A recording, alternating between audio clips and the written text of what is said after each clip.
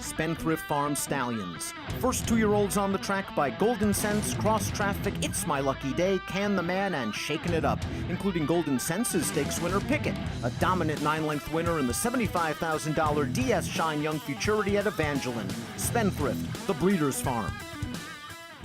Hi everybody and welcome to Spa Babies, presented by Spendthrift Farm. I'm Dan Illman along with Nicole Russo, and let's take a look at the field for the Travers Day Spa Baby event. It's race number 1. Spendthrift is represented by the number 2 Mischievous Bird by their stallion Into Mischief. Nicole, the number 1 Grays Creek is 8-5 on the morning line, trained by Chad Brown.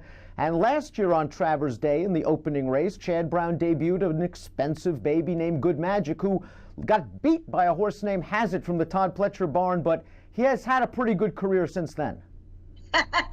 Yeah, I'd say that's an understatement. Good Magic, the morning line favorite for the Travers, which will come along, of course, later on Saturday's card, the juvenile champion and multiple Grade 1 winner.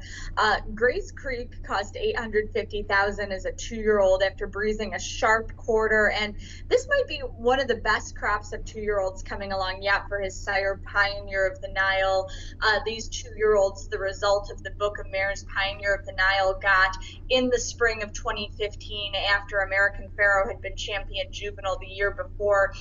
He's coming along this year with horses like Mother out on the West Coast, who I believe is pointing for the Del Mar debutante. And this one, Grays Creek, coming off a sharp work for Chad Brown. And as we see in the pedigree card for Grays Creek, you mentioned that expensive price, $850,000. The dam, very precocious, a debut winner on dirt, a half to the Pamplemousse, who was very precocious as well on synthetic. And you mentioned several of these workouts in company with Chad's Ahead of Plan, a 2-year-old who debuted earlier this year and just got beat, earning an 88 Beyer speed figure. Grays Creek's the morning line favorite. He's probably going to be very tough. The number 2 is Mischievous Bird by the Spendthrift stallion Into Mischief. This is a Mary Lou Whitney homebred. You would know that Mary Lou Whitney would love to win a race at Saratoga, especially on Travers Day. Definitely. I think you hit the nail on the head, especially at Travers Day. And Mischievous Bird looks primed to go on debut. Another one who's posted a series of strong, sharp works coming into this by, as you mentioned, Spendthrift sire Into Mischief, who's so good with his 2-year-olds among the national leaders and has come out firing with a strong crop this year. And this is a classy female family underneath as well. Historically, the Mary Lou Whitney trainers do not win first time out, whether it's Nick Zito or Ian Wilkes, but young Norm Cassian, I know the data is still very light. He's in his rookie season. He seems to win first out, and he's been training Mischievous Bird, as you said, up a storm, several bullets, and a very intriguing 6-furlong breeze over the Oklahoma training track on August the 12th. The number 3 is a Louisiana bred named Classy John, who sold for $12,000 after galloping at a sale in Louisiana. The dam, though, was very precocious, a multiple juvenile stakes winning sprinter on synthetic. She won her first 3 starts. So there is some class in this pedigree. It just feels like this one might have found a tough spot, but boy, that last work at the Churchill Downs Training Center, 5 furlongs, 58 and change out of the gate, that's an eye-opener. Yeah, and that's the thing. I think this one might have found a tough spot. I would have liked to see him have a work up here at Saratoga, but nothing but speed and precocity in this family. You mentioned the dam and sire's Song and a Prayer as well, a very, very fast son of Unbridled Song, who's been a standout sire down in Louisiana, especially with his young runners. The number 4 is Lucid Dream. This is a son of Bodemeister and a half-brother to Oscar Blues, who was a 2-year-old first-time out winner at Saratoga last year. The second dam, a 2-year-old graded stakes-winning sprinter Sensation, was very precocious, and the dam, an unplaced half-sister to Giant Sensation. So there is some class, there is some speed in this pedigree, and again, we see a 6-furlong workout on August the 17th. Yeah, I like that 6-furlong foundation, and you mentioned half-brother Oscar Blues, and he really turned in an impressive debut win last summer at Saratoga when he was in on the rail and really showed some gameness, and I would love to see if Lucid Dream kind of inherits that intangible. Sire Bodemeister, certainly a brilliant horse who can sire a brilliant horse. We mention always, it seems, on these Spa Babies programs that experience counts, and the next horse, the number 5, Puttheglassdown, Puttheglassdown already has a race. This is a son of violence. The dam was a multiple stakes winning sprinter who won as a 2-year-old. There is a lot of sprint and precocity in this family, and I thought this colt gave a very good account of himself in his debut. We're going to take a look at the race right now. He broke from an intimidating inside post position. He just angled off the rail, bumped with another horse, and is going to try to run down the odds-on winner Nitrous, who seems like a very promising 2-year-old in his own right. I thought it was a professional, solid debut, and if he builds off that buyer, he's going to be tough. Yeah, he can definitely build off this. Got in a little bit of trouble around the turn, and coming into the stretch there was maybe a little green, and just couldn't get to a horse who's very well regarded by Violence among last year's leading freshman sires in a very contentious group. Windstar Farm has a homebred up next. That's the number 6 Starting Point. This is a son of Painter.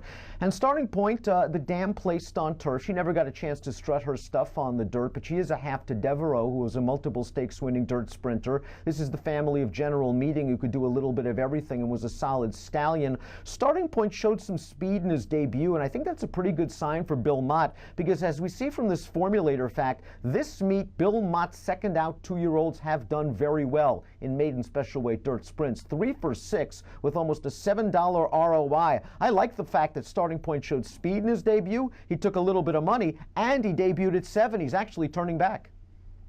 Yeah, all of that is very true with the pattern the Bill Mott horses have shown this summer at Saratoga, but I just see that this one pushed the pace in an off-the-turf debut, and I see the Dynaformer mare underneath who raced on turf, and I wonder if this one might be intended for that surface in the future. An interesting note, though, Luis Saez rode both Puttheglassdown and Starting Point, the only two in this field with a prior start in their debuts. Saez stays with Puttheglassdown, so Jose Ortiz gets on Starting Point. By no means a downgrade, both of them riding so well this summer at Saratoga. Completing the field is a very expensive yearling purchase named Strong Union, who originally sold for $105,000 as a short yearling before going way up for $650,000 as a yearling. This is a son of Union Rags out of a juvenile sprint-winning dam, and the dam a foal to a very fast horse on the New York circuit. Distorted Passion really loved the old inner dirt track at Aqueduct. Wayne Lucas, though, first-time stars at Saratoga. It's been a struggle for the great Hall of Fame trainer. Past 5 years, 2-year-old firsters in maiden special weight dirt sprints at the Spa. Not only 0 for 25, but 0 in the money. I do like this pedigree, a little bit of stamina on top of speed, and this horse did sell for a pretty penny.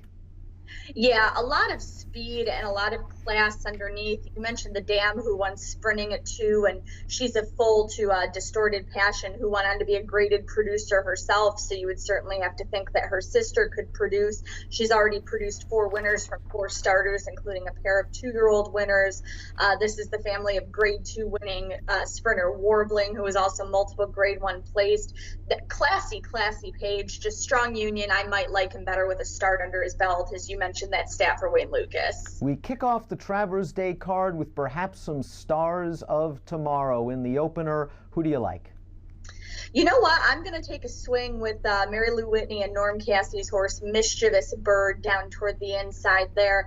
If he can get the jump on Gray's Creek from the rail and work out a trip from that inner post, that series of works makes me think that he can get away from the gate well and that he's sitting on go. And, of course, my Into Mischief, who's so good with the 2-year-olds. Spendthrift Stallion, Into Mischief, so good with seemingly just about all kinds of horses. I'm going to chalk out. I just think Gray's Creek is working up a storm for Chad Brown, and I think he's going to show some big speed from the inside. Unfortunately, there's not a lot of price in here. Second-time starter, Puttheglassdown, looks logical. Starting Point with the experience under his belt, logical as well. But I think Gray's Creek will lead him home. I go 1-5-6 in the Travers Day Spa Baby event, and our coverage is presented by Spendthrift.